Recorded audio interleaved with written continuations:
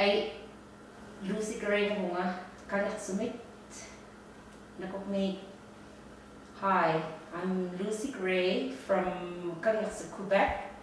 I'm the Inuit Research Advisor for Kativik Regional Government. Today I would like to talk about specifically our region Nunavik and the Inuit perspective on and the research strategy for the region, the research needs of the local population, and the involvement of communities in research, including Inuit-led projects. Research has always been part of has been coming to Nunavik for a while, but the big part that started make a big impact was when the discovery of the high levels of PCB in Inuit breast milk and Inuit, and this led to what was then called the PCB committee, because the main source of getting contaminants in our bodies was through the country food that we have been consuming for time immemorial. And the big concern was if you were to take out the country food out of the diet because you are concerned with the PCBs, what are the long-term effects going to be? And a perspective needed to be put on the table and asserted that although there are PCBs in the country food, the benefits of consuming country food outweigh the risks. Of course, we do not want PCBs or mercury in our food chain, because it is what we consume it for. We have been consuming it and survived on it for thousands of years, and it is an intricate part of our identity, our culture, and our food security. It's our main food source, and of course it's absolutely delicious. So there needed to be a balance when the approach was taken on the benefits and the risks of consuming the PCBs and consuming the country food. So this has evolved over the years, and the PCB committee evolved into what is now called the Nunavik Nutrition and Health Committee, the NNHC. And the recommendations made are directly linked to public health of Nunavik Regional Board of Health and Social Services. So human health in the field of environmental research has always been central and extremely important in our point of view.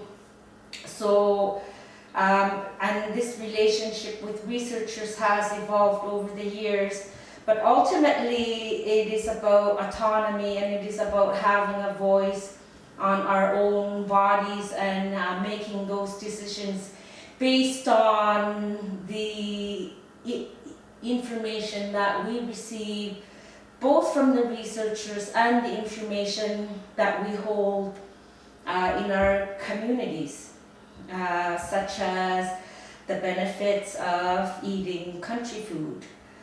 And NNHC is funded, and my position is also funded in part by NCP, the Northern Contaminants Program, and it is a good way of involving the communities, because at the NNHC level there are regional partners from regional organizations who sit around the table, and as a team, along with researchers and along with public health officials, decisions can be made and debated. So, but central to that is that it is an Inuit-led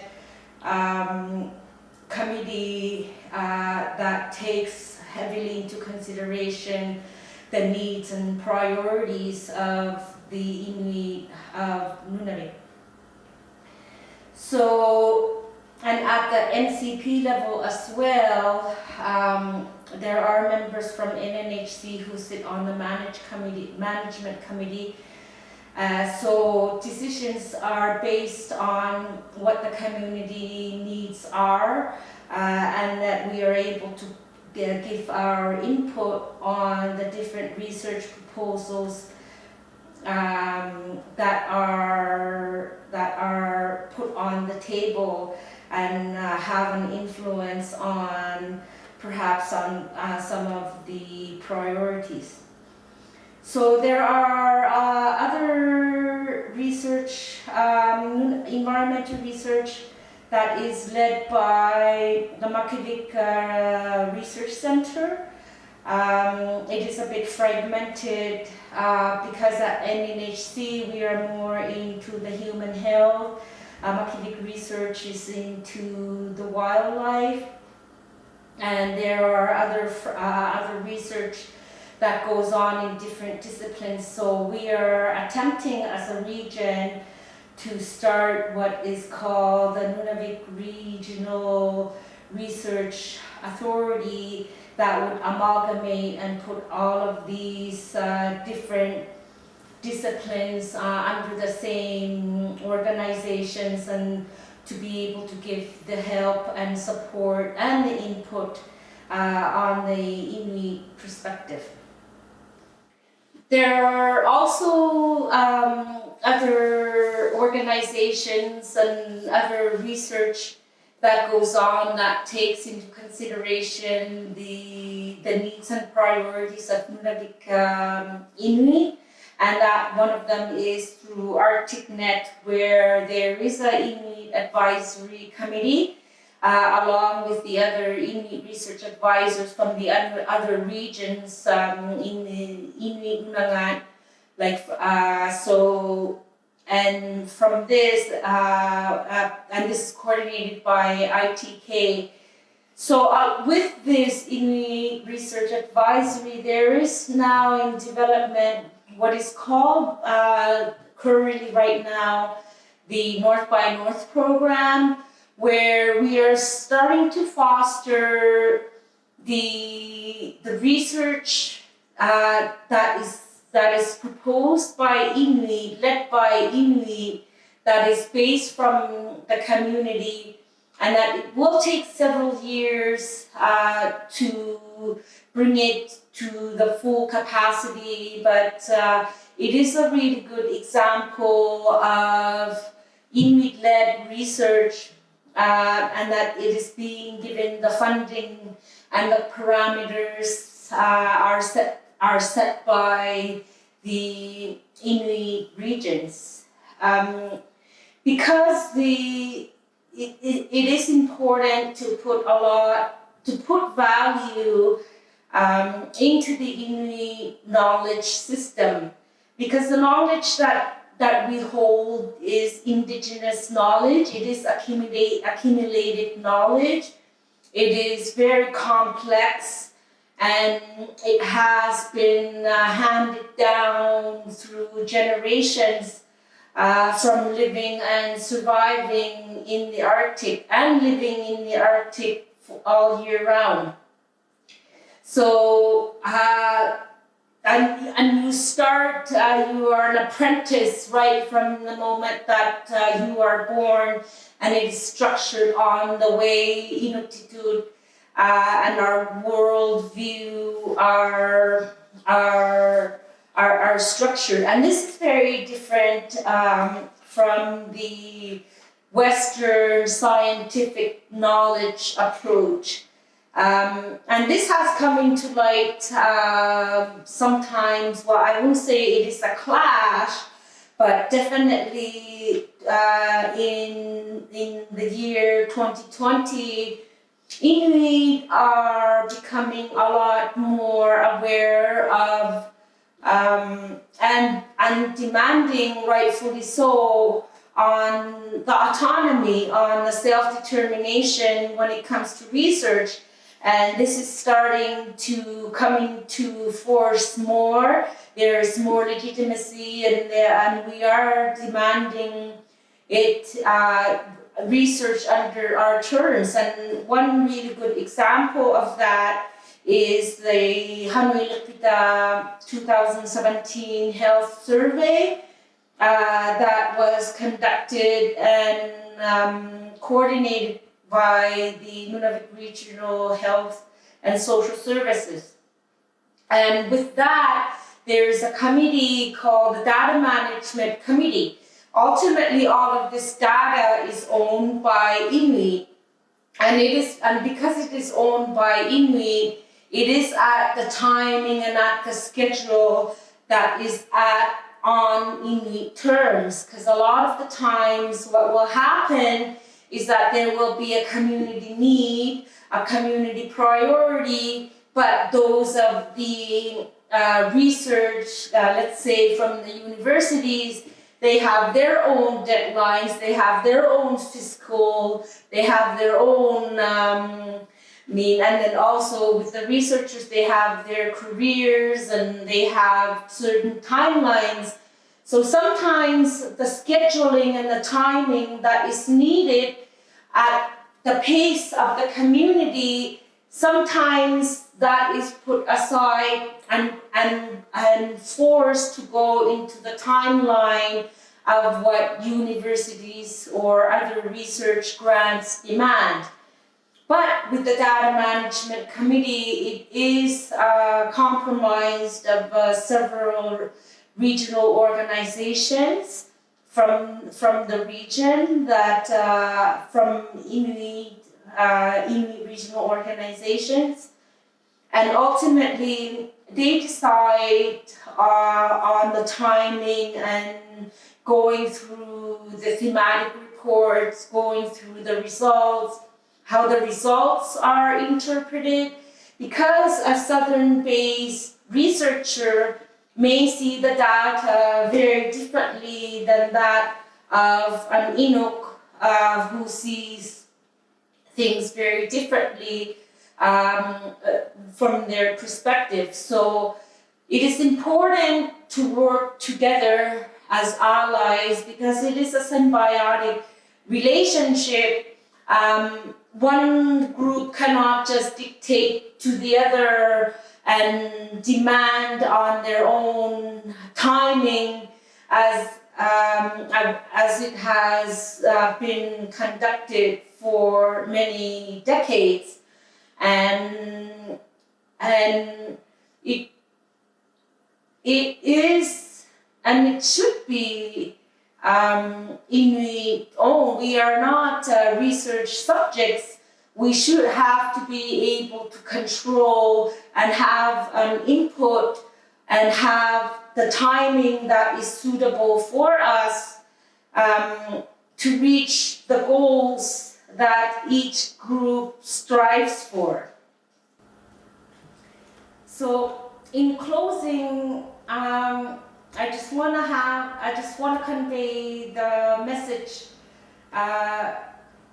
that collaboration will enhance everyone's knowledge.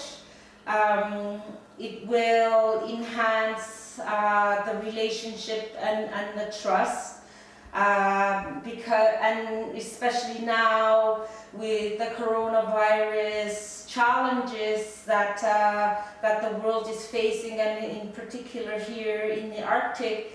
We must always keep in mind that it is us who live here, and it is us who are directly impacted, and it is us who can offer that those insights, that those intimate and sophisticated knowledge, and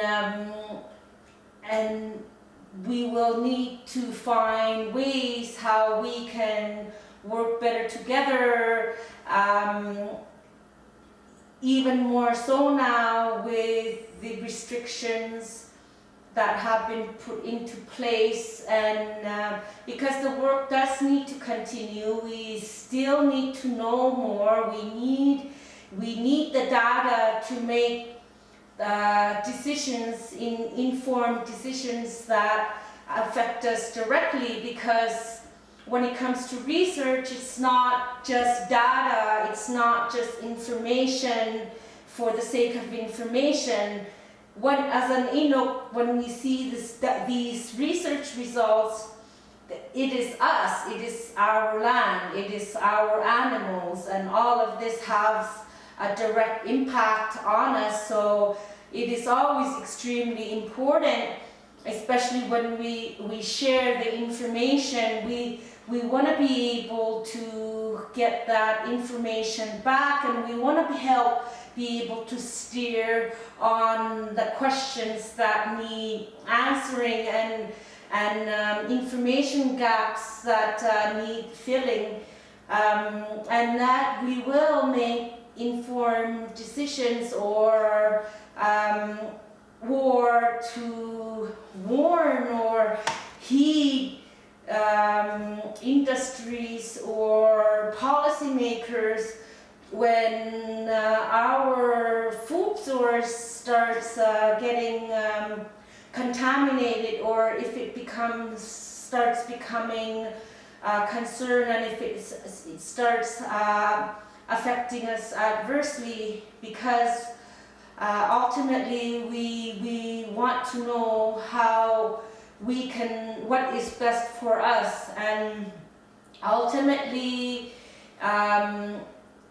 country food is the most beneficial food source and the most nutritious for us, that literally is our soul food.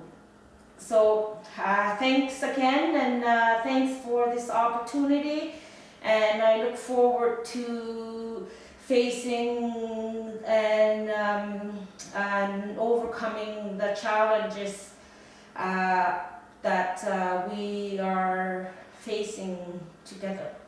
Not me.